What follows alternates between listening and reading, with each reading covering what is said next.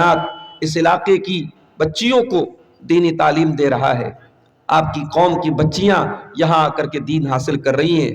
میں اکثر تقریروں میں یہ بات کہتا ہوں کہ آج کے اس دور میں ہماری قوم کی بچیوں کو زیادہ دین سیکھنے کی ضرورت ہے، اس لیے کہ قدم قدم پر آپ کی بچیوں کو بہکانے کے لیے شیطان نے ہزاروں راستے کھول کے رکھے.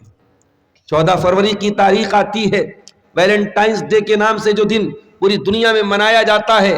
آپ کیا سمجھتے ہیں اس دن زناکاری اور بدکاری کے جو واقعات ہوتے ہیں اس میں ہماری قوم کی بچیوں کو بھی مبتلا کیا جاتا ہے، اس میں مسلمان لڑکیوں کو بھی گرفتار کیا جاتا ہے.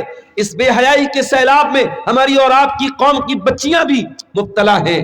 اور آج سوشل میڈیا کے ذریعے اور فیس بک اور انسٹاگرام کے ذریعے اس بے حیائی کو پروموٹ کیا جاتا ہے.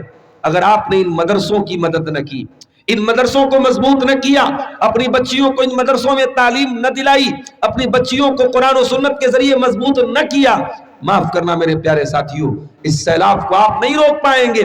اس بے حیائی کے طوفان کو روکنا آپ کے لیے ناممکن ہو جائے گا. یہ دور قیامت کے قریب کا دور ہے، یہ دور فتنوں کا دور ہے، یہ دور قدم قدم پر اسلام سے اور ایمان سے دور کرنے والی چیزوں کا دور ہے. جب نبی کے دور میں، صحابہ کے دور میں عورتیں دین کے لیے جاگرک ہوا کرتی تھی، اللہ کے نبی کے پاس عورتیں آتی ہیں اور کیا کہتی ہیں؟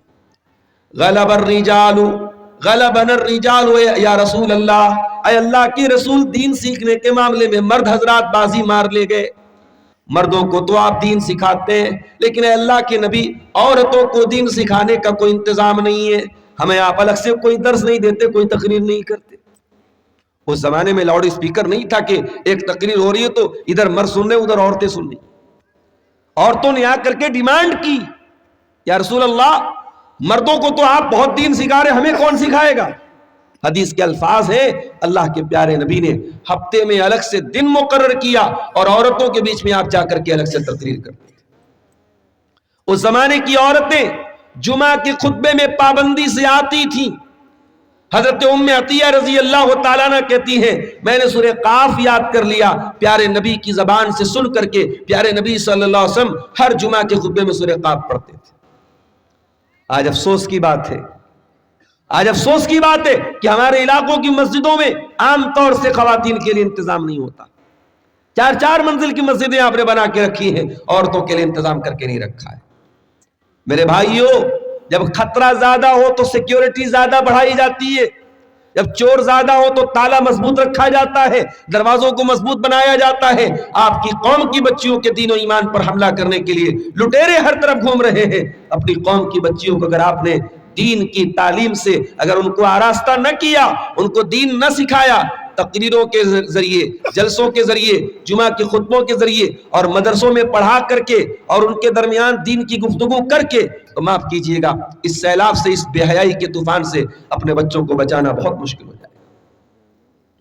اور آج حالات آپ دیکھ لیں. آج کی رات آپ کے اس علاقے میں کم اثر محسوس ہوتا ہے. آپ پٹنہ چلے جائیں، بھاگلپور چلے جائیں، بارسوئی چلے جائیں، مالدہ چلے جائیں، پوری رات عبادت ہو رہی ہے. شب برات کے نام سے یہ رات منائی جا رہی ہے.